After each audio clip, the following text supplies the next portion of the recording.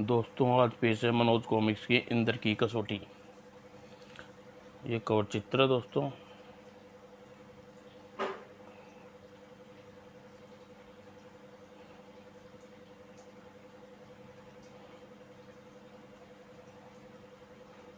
बच्चों शुरू करते हैं दोस्तों। बच्चों देवताओं राजा इंद्र का नाम आपने पहले सुना होगा। इंद्र के महल में एक सरोवर था। उसी सरोवर में राजहंसों का एक जोड़ा इधर से उधर तैरता रहता था। राजहंसों का वह जोड़ा इंद्र की पत्नी इंद्राणी को बहुत प्रिय था। वह नियमित अपने हंसों को अपने हाथ से मोती चुगने को देती। हंसों हमेशा सच्चे मोती के अलावा कुछ नहीं खाता। इंद्र इन हंसों से बहुत प्यार करते थे। कभी कभी हंसों का जोड़ा मोती चुनकर तैर कर उड़ जाता और दूर सैर करके वापस आता और उड़ते उड़ते हंसों का जोड़ा पृथ्वी की ओर चला जाता। एक दिन जब इंद्राणी ने नियमित की भांति मोती चुगा रही थी तो मन में एक विचार आया। हंसों का यह जोड़ा दूर दूर तक सैर करके आता, जरूर बहुत सी बातें का ज्ञान होगा। यह सोच उसने हंस से पूछा, हंस तुम तो दूर दूर तक सैर करके आते हो, अक्सर पृथ्वी पर भी जाते हो रहते हो, बताओ राजा इंद्र की कितना कीर्ति और वैभव है भूखंड पर, और किसी राजा का उतना है वैभव है? इंद्राणी की बात सुनकर हंस सोच में पड़ गया और कुछ सोचकर, देवी हम आपके सेवक हैं, हमारे लिए कुछ कहना छोटी मुंह बड़ी बात होगी। इंद्रा ने बार बार जोर दिया। हंस बोला, क्षमा करें देवी, मैं क्या कहूँ। इंद्र देवता के राजा हैं, स्वर्ग के स्वामी हैं, भला किसी की क्या मुकाबला, परंतु पृथ्वी पर महाराज महाराज सर्वशक्तिमान की कीर्ति है। देवताओं तक फैली है। उनकी दानशीलता और न्याय के चर्चे दूर दूर तक फैले हुए हैं। उनका वैभव इंद्र के वैभव से कम नहीं है। हंस की बात सुनकर चेहरा उतर गया और चुपचाप वहां से चली गई। और इंद्राणी राजमहल पहुंचकर उसका उतरा हुआ चेहरा देखकर इंद्र ने पूछा, क्या बात इंद्राणी, तुम्हारा चेहरा बुझा बुझा क्यों है? कौन सी ऐसी बात है जो राजन, आज हंस ने मुझे एक ऐसी बात बताई जिसे सुनकर मुझे अच्छा नहीं लगा। कौन सी बात बताई हंस ने तुम्हें? राजन, उसने कहा, पृथ्वी पर आपसे ज्यादा शक्तिशाली दानवीर और न्यायप्रिय वैभव का शक्तिवर्धन नाम का राजा है। यह सुनकर इंद्र की भौटकी तन गई। वह हंस की यह मजाल खाता हमारा है और गुणगान सर्ववर्धन का गाता है।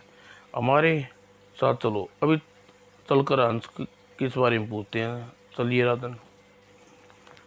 वो दोनों सरोवर के तट पर पहुंचे।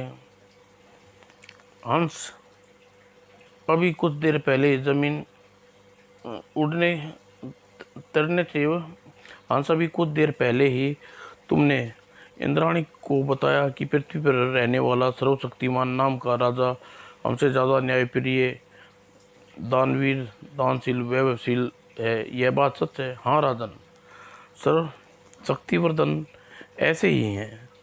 वे दिल खोल कर दान करते हैं, फिर भी उनका खजाना हमेशा दौलत भरा रहता है। प्रजावत इतने हैं कि किसी को जरा सी कोई आदमी उनका द्वारा चोट लग जाने तो उसके बुरी तरह व्याकुल हो उठते हैं। जब तक उसके द्वार पर कष्ट पाने वाला आदमी ठीक न हो जाता, चैन से नहीं बैठते। सारी पृथ्वी पर उनके अच्छे स्वभाव और वैभवशीलता के चर्चे फैले हुए हैं। अंश इस बात का प्रमाण है? क्या प्रमाण है? क्या तुम कह रहे हो सत्य है? हो सकता है? राजन, अपनी बात की सत्यता प्रमाणित करने के लिए मुझे एक सत्य घटना सुनाता हूँ। इस घटना को सुनकर आप जान जाएंगे कि राजा शक्तिमान कितने प्रजावत्सक और कीर्ति का क्या रहस्य है। तो सुनाओ अपनी वह कहानी। तो उस समय सुनिए राजन, यह उस समय की बात है जब कुछ दिन पहले हम पृथ्वी लोक की सैर करने के लिए गए थे। हमने उड़ते उड़ते पृथ्वी लोक पहुँच गए। हंसनी मुझसे बोली, हंस सुना है लोक पृथ्वी लोक का राजा शक्तिवर्धन वन बहुत पसंद वर्धन का नाम बहुत नाम है। हंस ने सुना तो मैंने भी है, पर प्रजा की जरा सी पीड़ा उसका हृदय इस तरह विदित हो उठता है। तो क्यों ना आज हम राजा के दर्शन किए जाएं। उसके बारे में चर्चाएं पृथ्वी पर फैली हुई हैं, उसके प्रत्यक्ष अपनी आंखों से देखना चाहते हैं। तो चलो राजा वर्धन के राजमहल चलते हैं। लेकिन वहाँ जाने से पहले हमें अपने विशाल स्वरूप को बदल कर छोटा कर लेना चाहिए, ताकि सर्वश्रद्धिमान की नज़र हम पर न पड़ सके। आप ठीक कहते हैं। हम बड़े स्वरूप में महल में प्रवेश करेंगे तो उन सब की नज़रों में आ जाएंगे। तब मैं और हंसनी छोटा रूप बनाकर शक्तिमान वर्धन के नगर में शक्ति नगर की ओर उड़ चले। और कुछ समय बाद हम शक्ति नगर के राजकीय उद्यान में उस समय राजा वर्धन की माता सुंदर रूप सुंदरी के साथ उद्यान में विचरण कर रहे थे। राजमाता, हमें शिकार पर गए हुए बहुत समय हो गया है, आज शिकार खेलने जाना चाहते हैं। तुम ठीक कह रहे हो, तुम काफी समय से शिकार खेलने नहीं गए। यह सुनकर हंसनी बोली, वंश राजा सर्वधन शिकारी पर जाने वाले हैं आकाश मार्ग से उड़कर हम भी इसका पीछा करेंगे। विचार बुरा नहीं है। और कुछ देर बाद सैनिकों को लेकर राजा सर्वधन शक्तिवर्धन शिकार के खेलने के लिए चल पड़ा। और हंसनी उसके दल के ऊपर उड़ रहे थे। वन में पहुंचकर शक्तिवर्धन काफ़ी देर तक शिकार खोज में भटकता रहा, मगर उसे शिकार न मिला। शिकार खोजने से शक्तिवर्धन काफ़ी दूर निकल गया, सैनिक पीछे रह गए।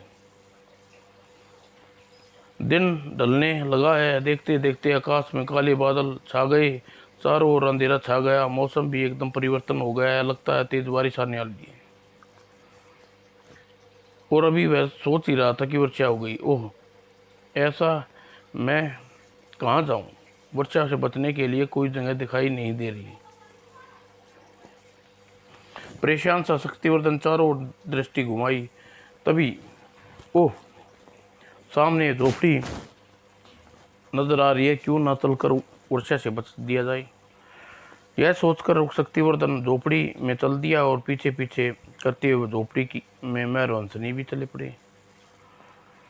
और शक्तिवर्धन ने झोपड़ी का दरवाज़ा खटखटाया और तुरंत ही एक भील ने दरवाज़ा खोला। क्या बात है?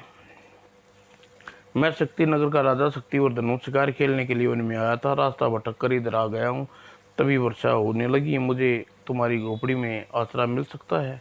हाँ हाँ, क्यों नहीं राजन, आओ आओ। और शक्तिवर्धन उनके साथ भीतर हो गया। और भील ने आदर सहित शक्तिवर्धन को झोपड़ी में बिठाया और उसके पास जो भी कुछ रूखा सूखा था शक्तिवर्धन को खाने के लिए दिया। और भील ने पूछा, भाई तुम इस जंगल में क्या करते हो? क्या तुम्हारा परिवार नहीं है? राजन, मेरा नाम सेवा भील है, सीता भील है। इस वन में प्रतिदिन मुहा के फूल चुगने आता हूँ। महुआ के फूल? फूलों से हम मंदिर लोगों को मदिरा बनाते हैं, फिर मदिरा बेचकर अपना पेट चलाते हैं, पेट पालते हैं। और चूँकि आप महुआ के फूल प्रतिदिन वन में पाना चाहते हैं, इसलिए मैंने यहाँ एक कुटिया बना ली। जब मौसम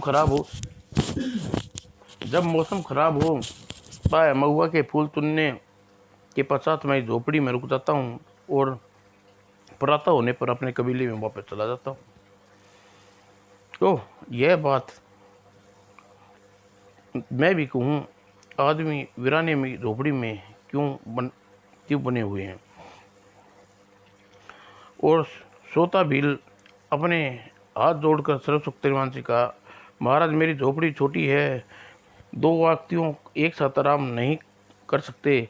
आप हमारे मेहमान हैं, आप भीग भी गए हैं, जंगल में भटकते थक भी गए होंगे, इसलिए आप झोपड़ी में लेट कर आराम करें, मैं थोड़ी देर झोपड़ी के बाहर चला जाता हूँ। यह सुनकर शक्तिमान ने सोचा, यह ठीक कह रहा है, यदि कुछ लेट कर आराम कर लूँ तो तब तक आराम कर लूँ, तब मैं बैठ जाऊँगा और थोड़ी इसे झोपड़ी में बुला लूँगा। यह सोचकर, ठीक है सेतारा भील, हम तुम्हारी बात मान लेते हैं। राजन, सर्दी का मौसम है, आप यह कंबल ओढ़कर अपनी सर्दी दूर कर लीजिए। और शक्ति सर्ववर्धन ने कंबल ले लिया और भील की झोपड़ी में बाहर आ गया। और शक्तिवर्धन झोपड़ी में लेट गया और लेट थकान के कारण उसे नींद आ गई। दूसरी ओर झोपड़ी के बाहर भील वर्षा में सारी रात भीगता रहा और अब हंसनी और झोपड़ी के बाहर खड़े रहे। दिन निकलने को शक्तिवर्धन की आँख खुली। आह, दिन निकलाया। सारा रात में झोपड़ी में सोता रहा। झोपड़ी के बाहर खड़े होकर भील न जाने किस हाल में होगा।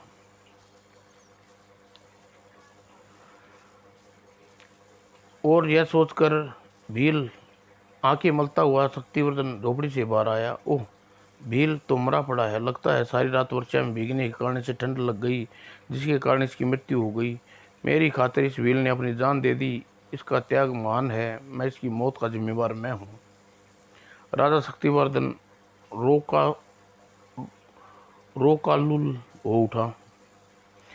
यह देख हंसनी ने कहा, हंसनी, सुना है शक्तिवान भले ही प्रजावत्स और न्याय प्रिय हैं, देखो वह भील को किस प्रकार न्याय करते हैं।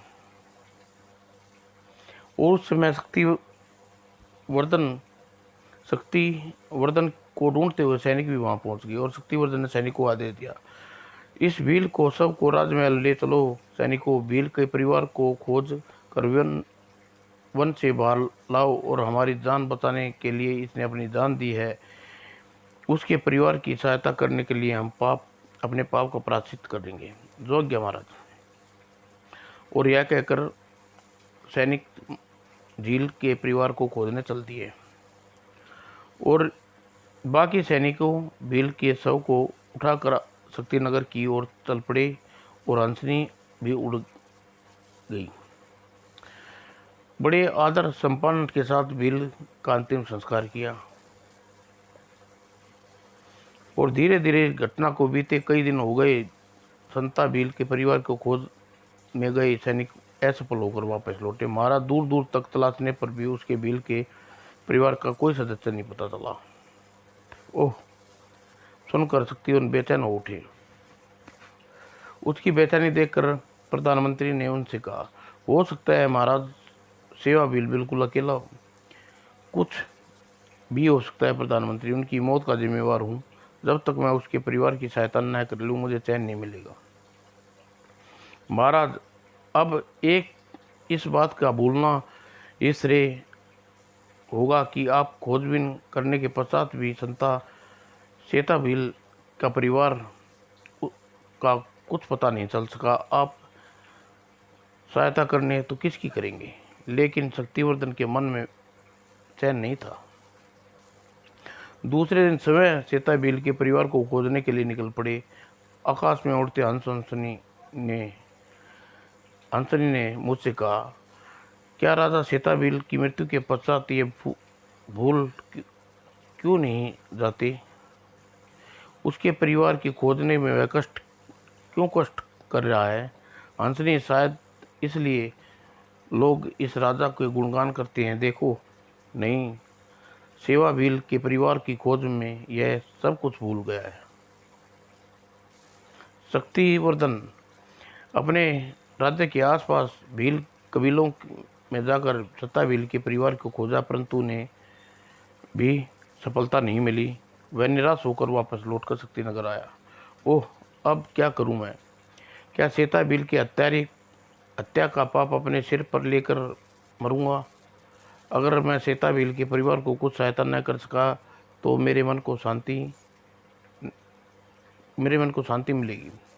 दूसरे दिन हंसनी ने मुझसे कहा, हंस, राजा शक्तिवर्धन सेताबील की हत्या के पाप में बोझ के कारण अपनी मानसिक स्थिति खो बैठा है। लगता है अब वह ज़्यादा दिन जीवित नहीं बचेगा। इसलिए अब हमें यहाँ से वापस स्वर्गलोक चलना चाहिए। यह सुनकर मैंने उससे कहा, हंसनी, क्या तुम भूल गई हो कि हम यहाँ किस लिए आए थे? हम राजा सर्वशक्तिमान का न्यायप्रियता और प्रजा विश्वकलता का परीक्षा लेने ही तो आए थे। लेकिन परीक्षा पूर्ण कहाँ हुई है? जब तक वह पूर्ण नहीं होगी हम वापस स्वर्गलोक नहीं जाएंगे और यही पर रहेंगे, जैसी तुम्हारी मर्जी। और हंसनी देवलोक से साथ सारे सच्चे हीरे मोती लेकर आए थे, बहुत सारे, और उन्हें आग खाकर राजमहल में रहने लगे। और जब समय बीतता गया और राजा शक्तिवर्धन चिंता कम नहीं हुई, चिंता के कारण उसका स्वास्थ्य खराब होने लगा। तब उसका राजकाज भी ठीक ढंग से नहीं कर पाते थे। राजवैद्य ने काफ़ी इलाज किया, कोई लाभ नहीं हुआ। ओ महाराज, आप प्रसन्न रहेंगे की कोशिश किया करें।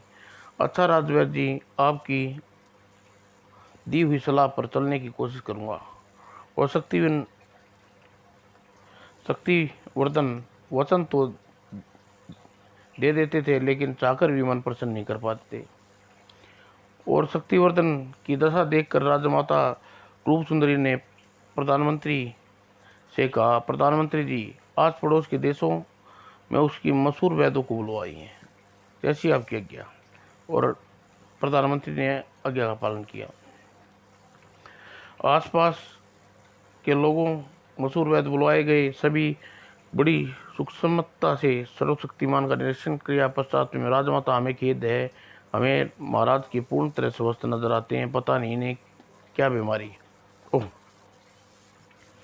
इस प्रकार दिन, सप्ताह, महीने बीत होते गए। धीरे धीरे 6 महीने बीत गए और राजा शक्तिवर्धन की हालत खराब होती गई। एक दिन प्रधानमंत्री शक्तिवर्धन के पास आए। महाराज, गुप्तचरों ने सूचना दी है कि पड़ोसी मीनापुर चारू झील के नाम से एक अति सुयोग्य वैद्य रहते हैं। उसका नाम बहुत नाम है।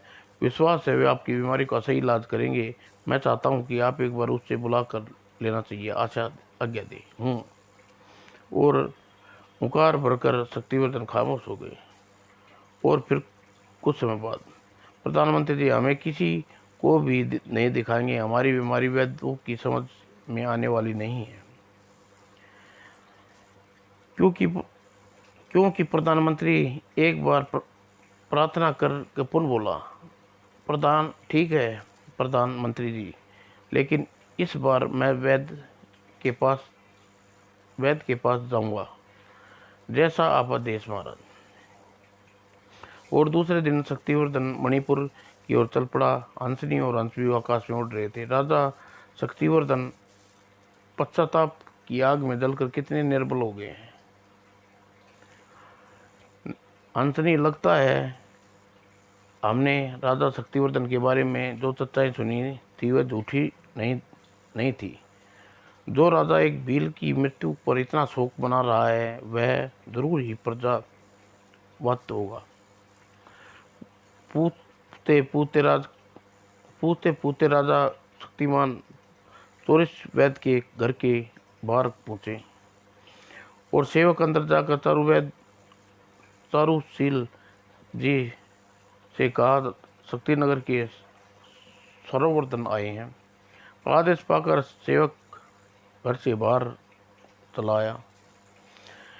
जब वैद्य चारुशील ने राजा शक्तिवर्धन को आने की बात सुनी तो वह फूला न समाया और दौड़ा हुआ बाहर आया।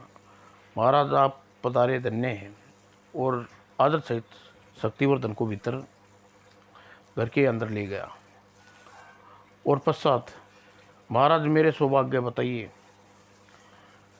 वैद्य जी सेवा भी बताएंगे, पहले यह बताओ घर में कोई उत्सव, बड़ी रौनक नजर आ रही है। यह सुनकर वैद्य चारुलता बोला, महाराज वर्षों बाद मुझे पुत्री प्राप्त हुई है। 6 महीने पहले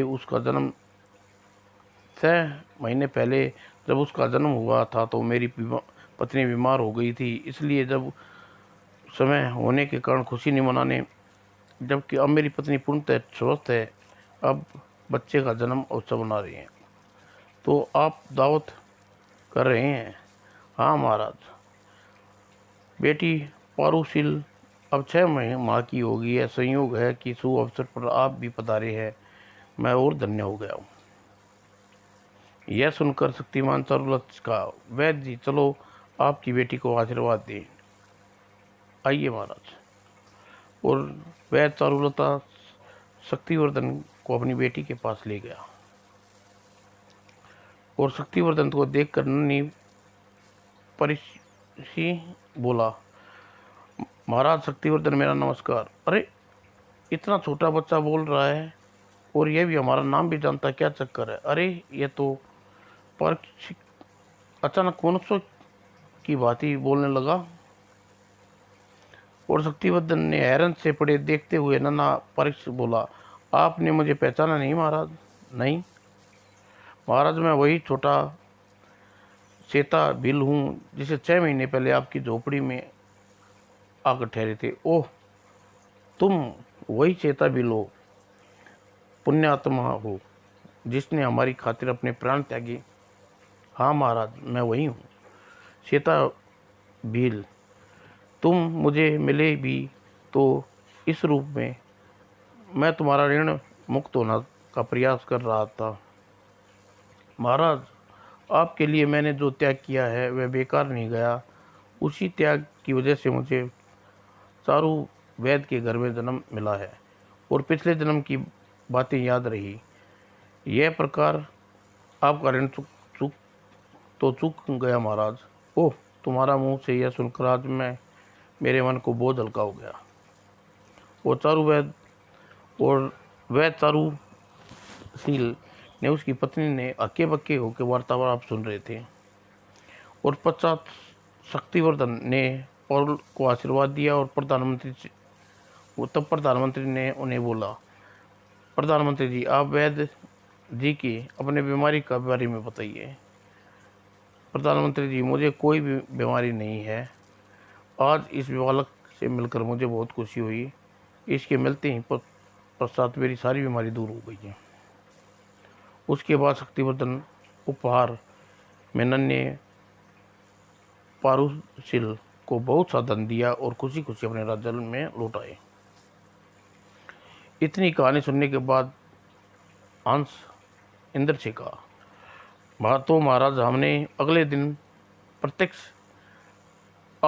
अपनी आंखों से देखा, राजा शक्तिवर्धन जैसा कोई राजा नहीं, दानी नहीं, प्रजा वत्सक, न्यायप्रिय, वैभवशील है। हंस की बात सुनकर इंद्र भड़क उठे। हंस, जब तुम दादा सरस्वती की इतनी बड़ाइयाँ कर रही हो तो एक बात बताओ, उस समय स्वर्गलोक से निकल बड़ाई कर रहे तो जाओ, इसी समय स्वर्गलोक से निकल जाओ और जाकर शक्तिवर्धन के पास रहो। हम भी देखते हैं तुम्हें कितने दिन तक सच्चे मोती चुकाता है। हंस और हंसनी का उसी समय स्वर्ग लोक छोड़कर पृथ्वी लोक पर आ गई। और पृथ्वी लोक पर आकर हंस ने क्या कर, अब क्या करना चाहिए? क्या महाराज शक्तिवर्धन को महल में जाना ठीक होगा? हंस, हमें उसके महल में चलना चाहिए। अगर उन्हें हमारा सत्कार किया तो वहाँ रहेंगे, वरना कहीं और चले जाएंगे।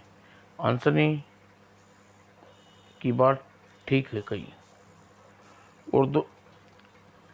और दोनों उड़कर सर्वशक्ति धन के महल के मुख्य द्वार पर गए। अरे, ये महल के मुख्य द्वार पर कितना सुंदर हंस और उनका जोड़ा बैठा है। हाँ, पृथ्वी लोक पर पहले कभी ऐसा सुंदर हंस और उनका जोड़ा नहीं देखा। और तभी किसी कार्य से राजा वहाँ गुजरे, उनकी दृष्टि हंस और हंस पर पड़ी। और दोनों, आप दोनों कहाँ से आए हैं? महाराज की जय हो। हम पति पत्नी देवलोक से आपके दर्शन के लिए आए हैं। देवलोक से हमारे दर्शन? हमारे पास? तुम्हें किसने भेजा है? महाराज हम स्वर्ग राजा इंद्र के पालतू हंस हैं। अब हम इंद्रलोक को छोड़कर धरती पर आ गए हैं। यह कहते हुए हंस ने सारी बात सर्ववर्धन को बताई। सारी बात जानकर, ओह, हमारी बड़ाई करने के कारण तुम्हें हंसों को यह सजा मिली, अतः हमारा फर्ज बनता है कि हम तुम्हारे अपने पास रखें और उसके खाने पीने का उचित प्रबंध करें। यह सोचकर हंस बोले, हंस स्वर्ग हंस स्वर्ण स्वर्ग से निकले जाने का दुख न करो। आज तुम दोनों हमारे पास रहोगे और किसी प्रकार का कोई कष्ट नहीं होगा। धन्यवाद राजन। और सर्व शक्तिवर्धन ने उसके लिए महल में ले आया और हंस को प्रसन्न मन से सरोवर के जल में उतार दिया। आज से तुम इसी जल में, सरोवर में रहोगे। और अब राजमाता रूप सुंदरी थाल भरकर सच्चे मोती लाई और हंस ने पेट भरकर मोती चुगे। तो मेरे बेटे कीर्तिवर्धन का कीर्ति स्वर्गलोक तक पहुंच गया है। उस कीर्ति से बुनकर इंद्र ने इन हंसों को स्वर्ग से निकाल दिया। इस प्रकार हंस और हंसनी सरोवर से निर्मल जल और सुख पूरे रहने लगे। शक्तिवर्धन प्रतिदिन उन्हें हालचाल मालूम करने आता। तुम दोनों को यहाँ कोई कष्ट तो नहीं महाराज। इस तरह हंस और हंसनी, एक दिन हंस हंसनी से बोला, हंसनी, क्यों न हम इंद्र के पास वापस जाकर उन्हें बताएं कि हम दोनों शक्तिवर्धन के पास हैं। इंद्र भी ज़्यादा खुश और आराम मिल रहा है। हंस, तुम वहाँ न जाओ, इंद्र पहले ही हमसे रुष्ट है। तुम्हारी इस बात सुनकर इंद्र को गुस्सा आ गया तो अनर्थ हो जाएगा। हंसनी, तुम व्यर्थ में डर रही हो। इंद्र मुझे कुछ नहीं कहेगा। और तब हंसनी ने बहुत रोका, लेकिन मानने वाला कहाँ था। हंस इंद्रलोक की ओर उड़ गया। भगवान इनकी रक्षा करना मेरे हंस की। और हंस उड़ता उड़ता इंद्रलोक में पहुंचा। ओह, यह हमारा पालतू हंस, इसे तो हमने स्वर्ग से निकाल दिया था। आखिर पृथ्वी लोक के दुखों से घबरा कर यह हमारे पास वापस लौट आया। सोते इंद्र के होठों पर मुस्कान दौड़ गई। और उड़ता हुआ हंस इंद्र के पास पहुंचा। प्रणाम महाराज। कहो, कैसे हो हंस? तुम्हारी संगनी कहाँ है? क्या तुम हमारा प्रजावत्स राजा शक्तिमान ने क्या तुम्हारा प्रजा राजा शक्तिवर्धन मारकर खा गया है? हंस ने जवाब दिया, जैसा आप सोच रहे हैं वैसा नहीं है महाराज। हंसनी और राजा शक्तिवर्धन के जल सरोवर में छोड़कर आया हूँ। ओह, तो आजकल तुम वहाँ रह रही हो? हाँ महाराज। महाराज केवल शक्तिवर्धन राज सरोवर में रहते हैं, वहाँ हम को आनंद है से है। शक्तिवर्धन पेट भरकर सच्चे मोती खिलाता है, हम वहाँ किसी भी यहाँ से भी ज़्यादा सुखी हैं, यही बताने आया था। उसकी बात सुनकर स्वाभिमान को ठेस पहुंची। य- यह हंस तो मेरा उपवास उड़ाने के लिए आया था, इसे सबक सिखाना चाहिए। वो हंस ने उनसे कहा, अच्छा महाराज, अब मैं आज्ञा दीजिए, पृथ्वीलोक पर हंसनी मेरा इंतजार कर रही होगी। जाने कि ऐसी क्या जल्दी है, हमारे पास आकर बैठो, तू कुछ और बातें करना चाहते हैं। यह कहकर हंस उड़कर इंद्र के समीप पहुंचा और इंद्र ने उससे झपट कर, अरे अरे महाराज, यह क्या कर रहे हैं। इंद्र ने कसकर उसके पंख पकड़ लिए और उसे पिंजरे में बंद कर दिया। बहुत बड़ाई कर ली रहा था तू शक्तिवर्धन की, अब देखता हूँ तुझे यहाँ से छुड़ाकर कैसे ले जाता है। हंस सोच में पड़ गया। हंसनी ने मुझे यहाँ आने से मना किया था, अब क्या पृथ्वीलोक पर नहीं पहुंचा तो हंसनी मेरे लिए वो तड़प तड़प कर जान दे देगी। उधर कई दिन बीत गए। जब हंस वापस न लौटा तो हंस ने इंतजार करते करते थक गई। लगता है इंद्रदेव हंस को बंदी बना लिया है। यह सोचते हंस ने उदास रहने लगी और उसने सच्चे मोती भी चुगना बंद कर दिया। धीरे धीरे उसकी दशा बिगड़ने चली गई। एक दिन राजा शक्तिवर्धन उसके पास आया। हंसनी, क्या बात है, मुझे पता चल रहा है कि तुम कई दिन से सच्ची मोती नहीं चुग रही, क्या हमसे कोई गलती हो गई है। नहीं महाराज, ऐसी बात नहीं है, हंस के प्रति चिंतित हूँ। मुझे लगता है इंद्र ने हंस को बंदी बना लिया है। हंस के बिना मैं जी कर क्या करूंगी, यह सोचकर खाना पीना त्याग दिया। ओह, हंसनी की बात सुनकर शक्तिवर्धन सोच में पड़ गया। कुछ सोचकर, हंसनी तुम चिंता न करो, अ, और चिंता न करो, चिंता छोड़कर तुम मोती चुगो, वायदा करता हूँ सीधी हंस को इंद्रलोक के दरबार से वापस बुला लूंगा। यह कहकर शक्तिवर्धन ने हंसनी को दिलासा दिया, उसे जबरदस्ती सच्चे मोती खिलाए और तत्पश्चात धर्मगुरु कल्याण देव के पास पहुंचा और सारी बात बताई। गुरुदेव, हंसने की दशा मुझे देखी नहीं जाती, इंद्र से मिलना चाहता हूँ, आप मुझे मिलने का कोई उपाय बताइए। महाराज, सशरीर तो कोई मनुष्य सर्वलोक में नहीं जा सकता, अतः आपको माह एक माह प्रतिदिन इंद्र का एहसान प्रति आह्वान करना पड़ेगा। तब एक माह पश्चात इंद्र दर्शन देने तुम्हें पृथ्वी लोक पर आएगा, तुम उससे मिल सकते हो। ठीक है धर्मगुरु, आज से इंद्र का आह्वान पालन करता हूँ। और सरस्वती सर्ववर्धन ने उसी समय स्थान पर मुद्रा में बैठ गया और इंद्र का आह्वान करने लगा।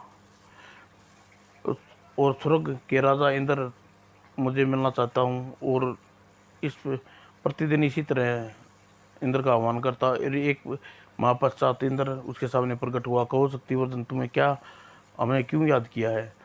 इंद्रदेव, मैं आप मैं आपकी कैद में पालतू हंस और उस पर उपकार करे और उसे छोड़ दे।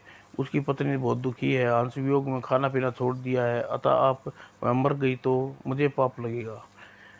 सर्ववर्धन सर्ववर्धन हमने इस हंस को मेरी कैद में छुड़ाने के लिए हमें याद किया तो ठीक है, हम हंस को प्रतिदिन इतनी दया दिखाते उन्हें छोड़ दूंगा, पर बदले में तुम्हें एक कार्य करना होगा।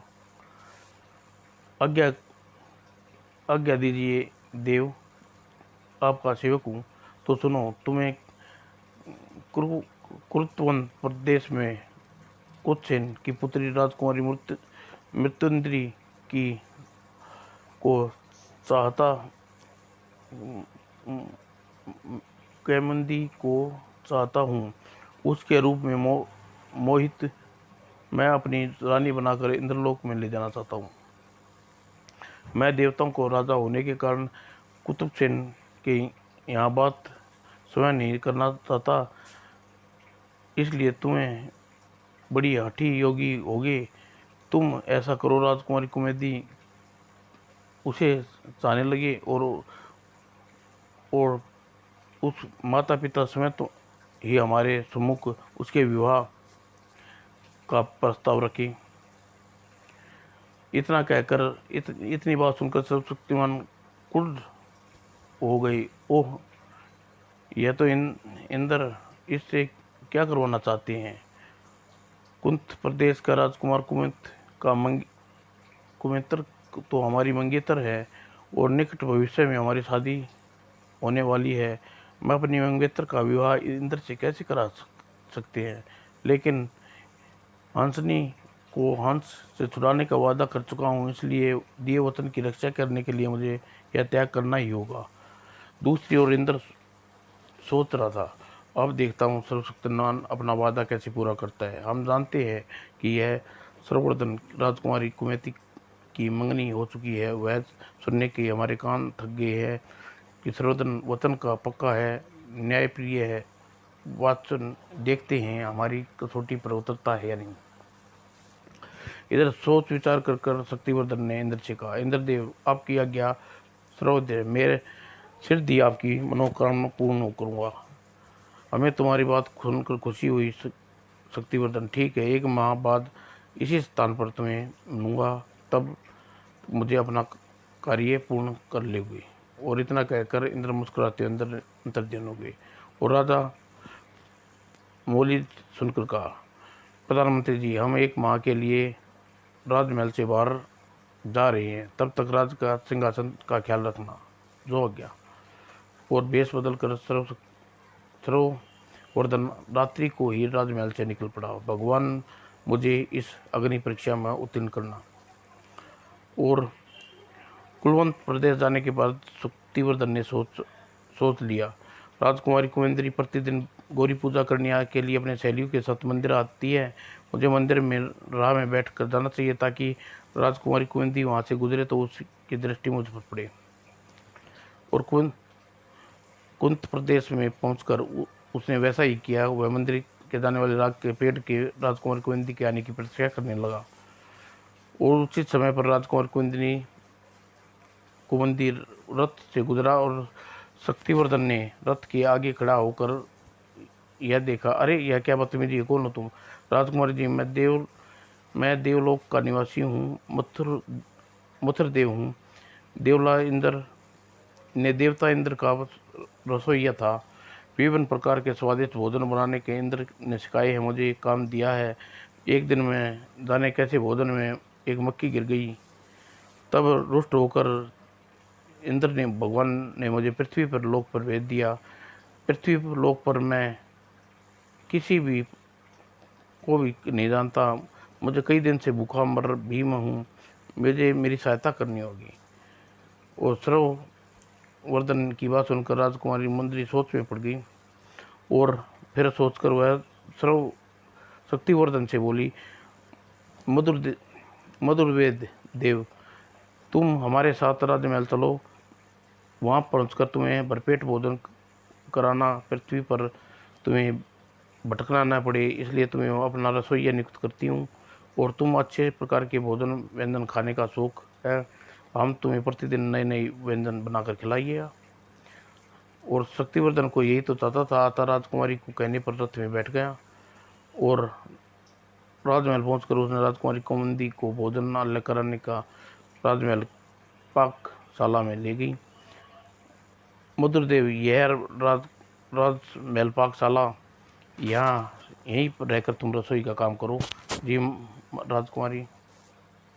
और शक्तिवर्धन सचमुच पाकशाला में बहुत निपुण था और प्रतिदिन नए नए प्रकार के भोजन बनाता और राजकुमारी कुमुदी को खिलाता। और राजकुमारी कुमुदी बनाए खाने की तारीफ करती, वाह सचमुच मधुर, तुम्हारा लाजवाब खाना बनाते हो। अरे राजकुमारी जी, धरती के व्यंजन तो कुछ भी नहीं, यहाँ तो राजा शक्तिवर्धन के महल में ऐसे व्यंजन बनाते हैं। राजा शक्तिवर्धन के महल में भी ऐसे व्यंजन नहीं बनते जैसे इंद्र के महल में बनते हैं। कैसी सौभाग्यशाली है वह खाने को मिलता है। और शक्तिवर्धन प्रतिदिन नए नए व्यंजन बनाने के राजकुमारी कामंदिनी को इंद्र की कीर्ति और यश के व्यंजनों की प्रशंसा करता। राजकुमारी जी इंद्र इंद्र के ऐश्वर्य के भला क्या कहने, वहाँ तो सुख सुविधा, हर मांग पूरी करने, हर कल्प वृक्ष, ऐसा वर, ऐरावत हाथी, मणिक उद्यान, जबकि पृथ्वी पर तो कुछ भी नहीं है। मधुदेव, तुम स्वर्गलोक की बहुत बुराई करते हो। तुम्हारे मुंह से स्वर्गलोक की इतनी बुराई सुनकर हमारे मन में स्वर्ग देखने की इच्छा उठी है। राजकुमारी जी, यह कोई बड़ी ही आसान कार्य है। वहाँ तो आप केवल एक ही उपाय को करने के लिए पश्चात जा सकती हैं। कौन सा उपाय? राजा इंद्र की बहुत इच्छा है कि वह पृथ्वी लोक पर किसी राजकुमारी से विवाह करे। अगर तुम इंद्र से विवाह करने की तैयार हो तो इंद्र की पत्नी बनकर स्वर्गलोक में जा सकती हैं। यह सुनकर कामोदनी सोचने पड़ी। ओह, यह तो हो सकता है। हमारी मंगनी शक्तिनगर के राजा से हो चुकी है। कामवती स्वर्ग लोक जाने का सपना, इसका असर तू क्यों खो रही है? पृथ्वी पर क्या धरा है? तू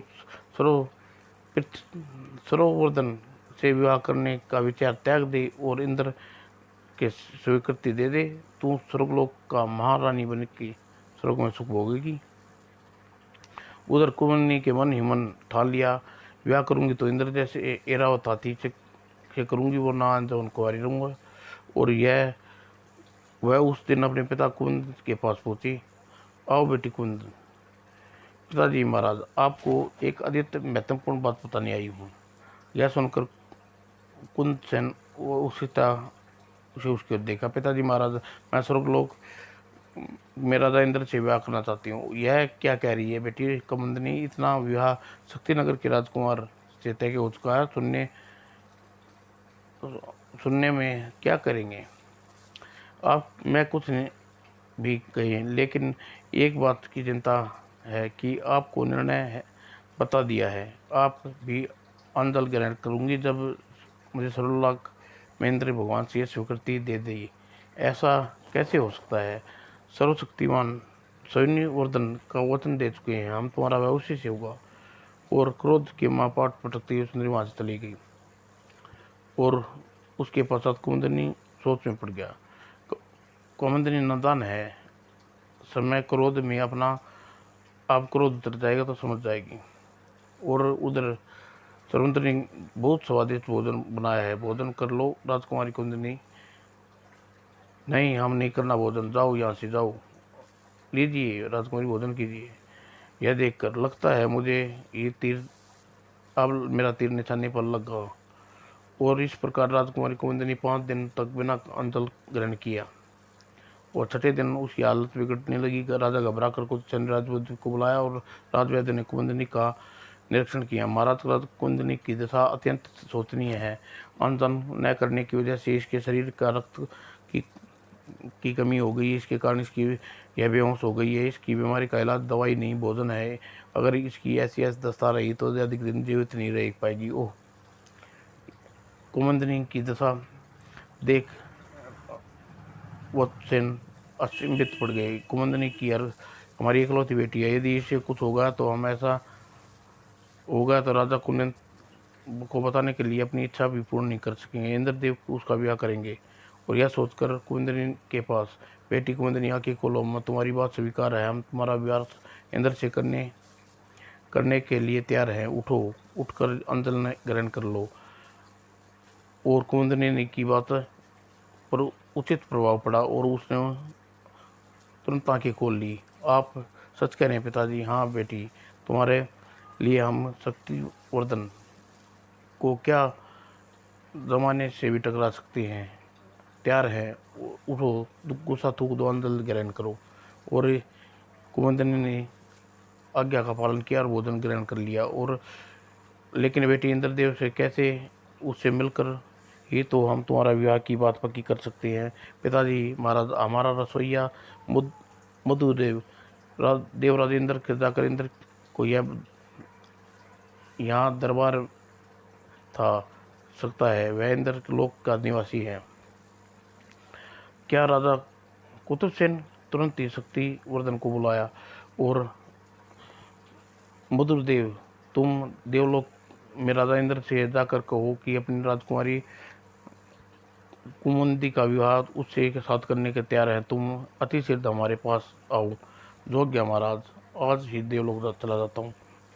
और कहकर सर्ववर्धन वहाँ से चल दिया और कुंती प्रदेश में लौट गए। एक माह पूरा होने के 5 दिन शेष थी। 5 दिन पश्चात इंद्र आएंगे और उन्हें राजकुमारी कुमुदी की चक्रवर्ती के बारे में बता दूंगा।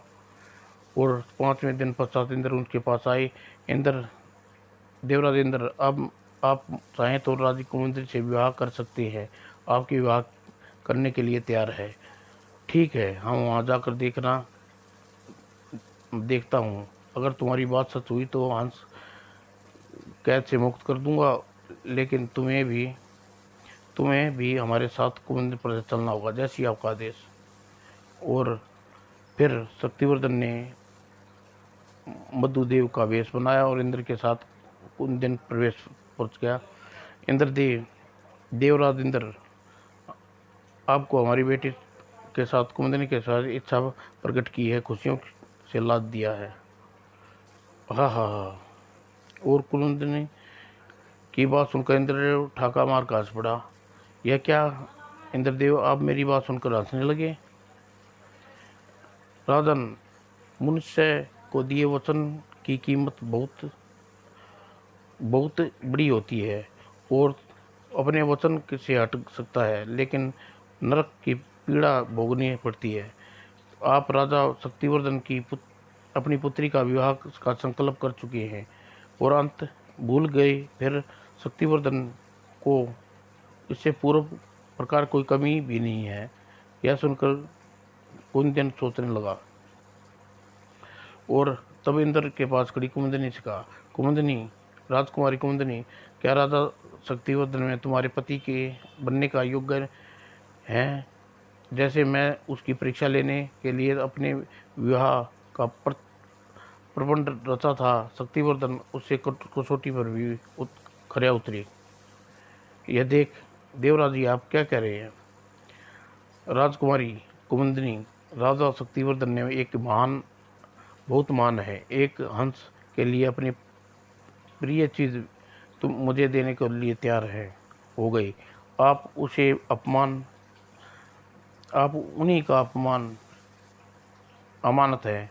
मेरा ख्याल है कि आप दिल से निकाल दें और पहले से ही विवाहित है। इतना, लेकिन देवराज इंद्र, राजा शक्तिवर्धन को यह सारी बात पता चलेंगी तो हमें क्या जवाब देंगे? राजा शक्तिवर्धन को सब कुछ मालूम है।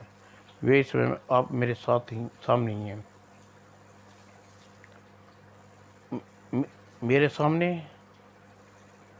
मेरे सामने तो रसोईया मधुकर है।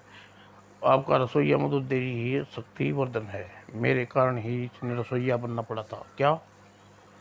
और इंद्र ने सारी बात बताई। और यह क्या माजरा है? राजन, शक्तिवर्धन निश्चित ही महान है। सचमुच हमने हंस को इसके बारे में जो कुछ कहा था वह सच था। राजकुमारी कुमुदी इन्हीं की है। आप इन्हें राजकुमारी कुमुदी का विवाह कीजिए। और तब इंद्र की मौजूदगी में शक्तिवर्धन राजकुमारी कुमुदी का विवाह संपन्न हुआ और दोनों को आशीर्वाद दिया। तत्पश्चात राजा शक्तिवर्धन, हम तुमसे अत्यंत प्रसन्न है। सचमुच तुम भूमंडल पर तुम्हारे जैसा दूसरा नहीं है। इसके गुण प्रभावित होकर हम आपका पालतू हंस और हंसनी आपको भेंट करते हैं। और देवराज इंद्र लौट गए और हंस को मुक्त कर दिया और पृथ्वी पर हंसनी के पास आ गया और अपनी पत्नी सुकुंती सुख के साथ रहने लगा। समाप्त दोस्तों।